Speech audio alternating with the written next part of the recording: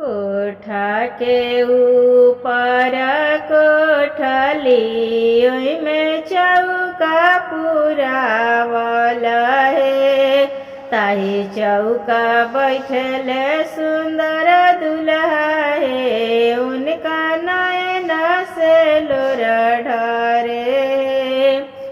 देखत गलतिया पापा रउआ कैनी हे। हमर फुआ फूफा ना अइले।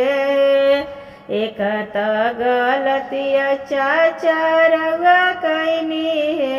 हमर फुआ फूफा ना अइले। दुआरा पर मारसल हरन मारे। हमर फुआ फूफाया गइले। कोठा के ऊपर कोठली ओइमे चौका पुरावल हे।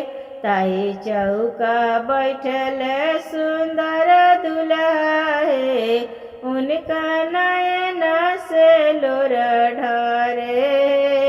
एकत गलतिया भैया रउआ कैनी हे।